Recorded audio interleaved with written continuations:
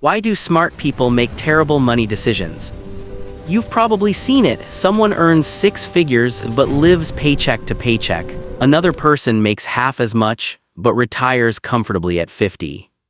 The difference isn't intelligence, it's not education. It's psychology.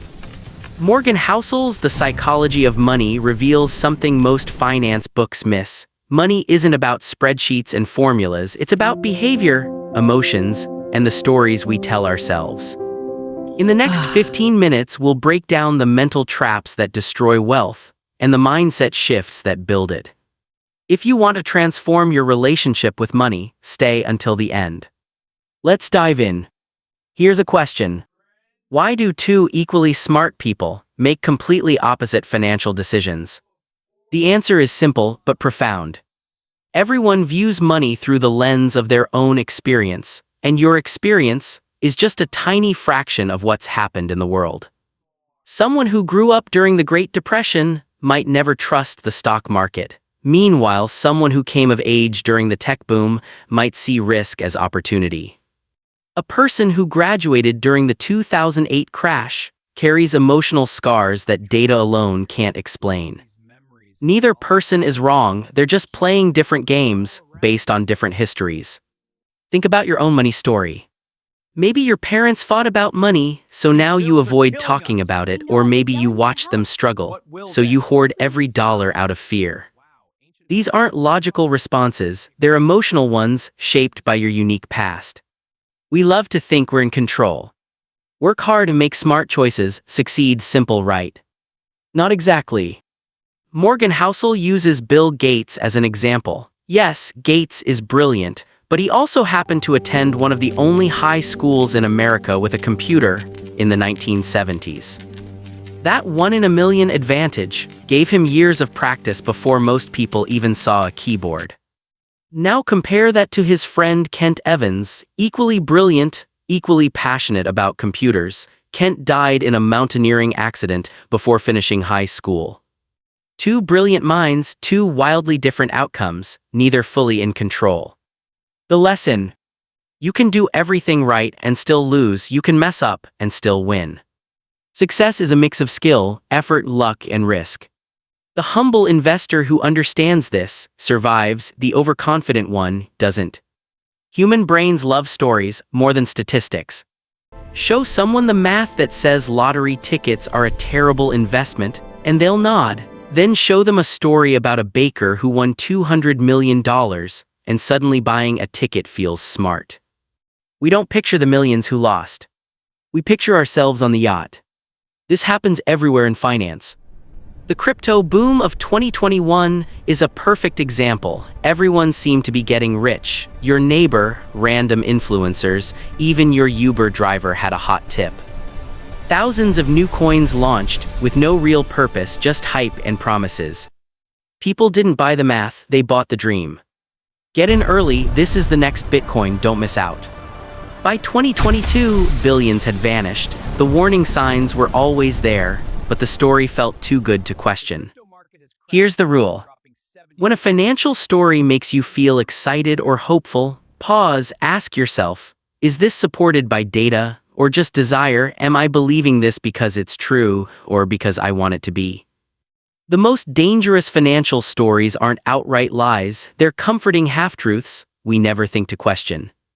Imagine you create the perfect investment plan. Back-tested, data-driven, mathematically sound, it should work right. But here's the problem. Your spreadsheet doesn't panic. It doesn't feel FOMO when your coworker brags about doubling their money in crypto. It doesn't lie awake at night when the market drops 20%. You do. That's why Morgan Housel says, being reasonable beats being rational.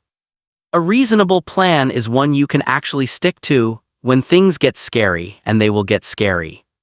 Historically, the stock market delivers positive returns, 68% of the time over 1 year, 88% over 10 years, and 100% over 20 years. But none of that matters if you panic and sell halfway through. The real threat to your wealth isn't bad math, it's emotional temptation. Build a plan that accounts for your humanity, not just the numbers. Most people don't ruin their finances from stupidity. They ruin them chasing more. More status, more validation, more admiration. Take Sam Bankman-Fried. At 29, he was worth over $20 billion. He ran the second largest crypto exchange in the world. The media called him the next Warren Buffett. But behind the scenes, he was mixing customer funds, not to survive, but to chase more power and status. The empire collapsed, billions lost, Sam arrested. Why? Because enough was never part of the plan.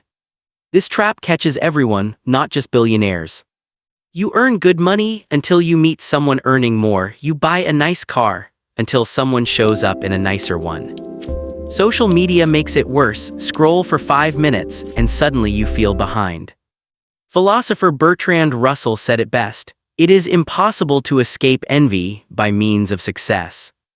Napoleon envied Caesar, Caesar envied Alexander, Alexander envied Hercules, who wasn't even real. If your goal is actually freedom, peace, or happiness, you only win by refusing to keep climbing. Define what enough means to you, draw the line, protect it. Because no extra million is worth losing your peace of mind. Quick question: why do people buy expensive cars, watches, or designer clothes? Most would say to impress others, to be admired. But here's the twist: it doesn't work that way.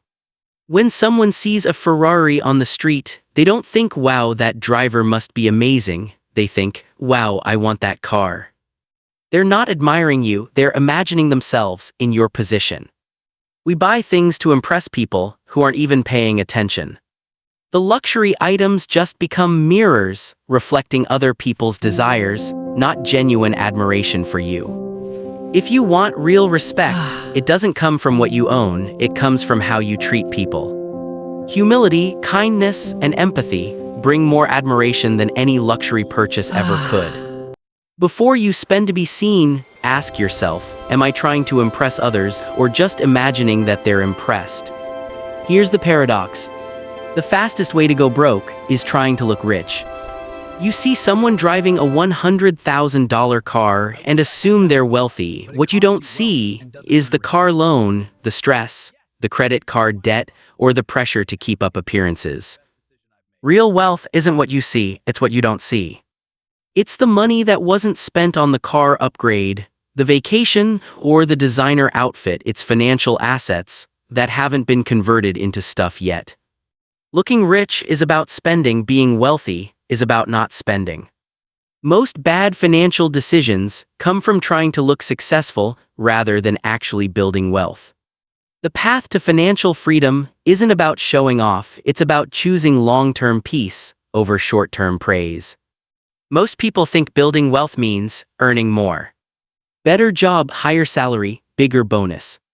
But Morgan Housel argues something else matters more: how much you save. You can't control the market, you can't always control your income, but your savings rate, that's 100% yours. Here's the key insight. Savings doesn't always need a specific goal. You can save just to create options, to pivot, to say no when others can't, to wait for the right opportunity. Think about high earners who live paycheck to paycheck. A lawyer making $250,000 but spending it all on the luxury lifestyle. One emergency and their world collapses because they have no breathing room. After a certain point, building wealth isn't about earning more, it's about needing less. The more you save, the more flexibility you have when life inevitably changes. That's the real reward.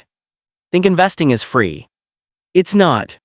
The price isn't always visible on a statement. You pay with stress, doubt, and the gut punch of watching your portfolio drop 30% overnight.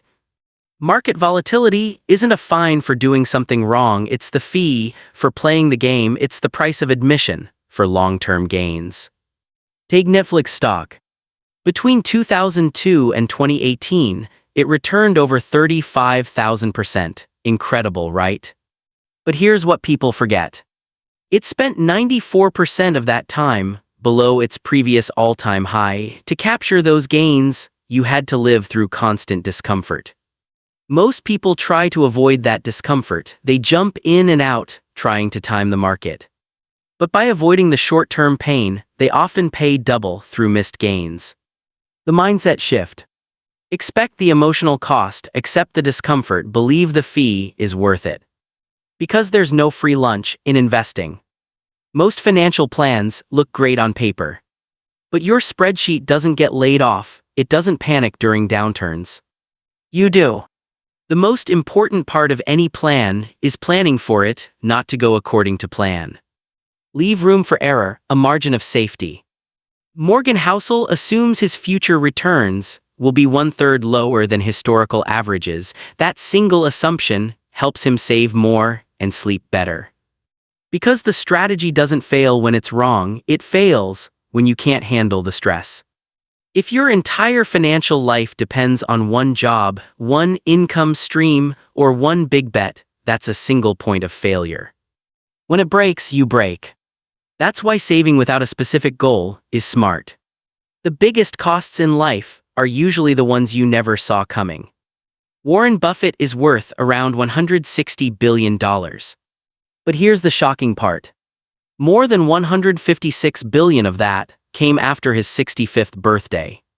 He didn't get rich from chasing big returns, he got rich from starting early and staying in the game for over 80 years. Most people think smart investing means finding the highest returns, but those are often one-time wins that are hard to repeat. Real wealth comes from good returns, repeated for a very long time, without blowing up. If Buffett had started investing in his 30s and retired in his 60s, he'd still be successful, but you probably wouldn't know his name. Time is the secret ingredient. Think of it like planting an oak tree. Year 1, not much happens. Year 10, it looks solid. Year 50, it's massive and unshakable. That's compounding.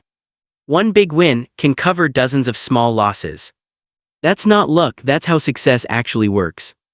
In money and life, most outcomes are driven by a few rare events, called tail events. They're hard to predict, but when they happen, they change everything. Warren Buffett has owned hundreds of stocks, but nearly all his wealth came from just 10 investments. One of his best was Coca-Cola in 1989, not flashy, not risky, but it became one of the greatest compounders in history. Since 1980, just 7% of companies in the Russell 3000 index drove all the market's net gains. Meanwhile, 40% of stocks dropped over 70% and never recovered. The lesson: stop trying to be right all the time, start focusing on staying in the game. Most days won't feel important, but a few rare moments can change everything. The longer you last, the better your odds of catching one. What if the real reward of money isn't a car, a house, or status? What if it's something simpler? Freedom. Specifically, freedom over your time. The ability to control your own life is one of the strongest predictors of happiness, not wealth, not success. Control. Even if you enjoy your job, doing it on someone else's schedule can feel like a chore. Today, that pressure never stops. Emails at night, calls on weekends, always on, even when you're supposed to be off. Financial freedom isn't about having more, it's about needing less. Not retiring early necessarily, but living life on your terms.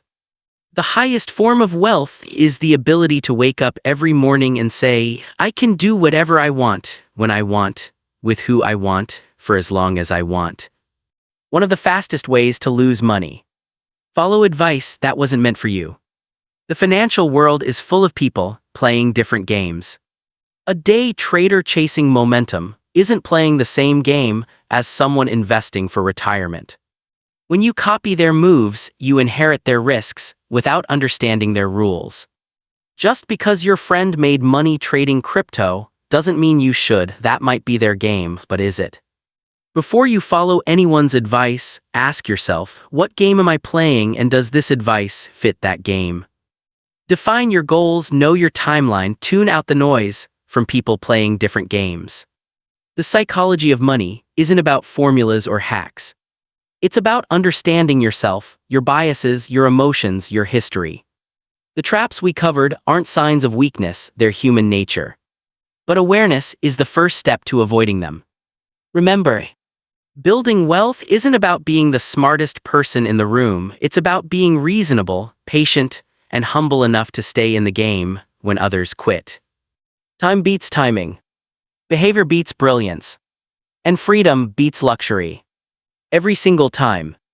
If this resonated with you, consider this your sign to start applying these lessons today. Not tomorrow. Today. Thanks for watching. If you found value here, hit subscribe for more content that helps you think differently about money, success, and life. See you in the next one.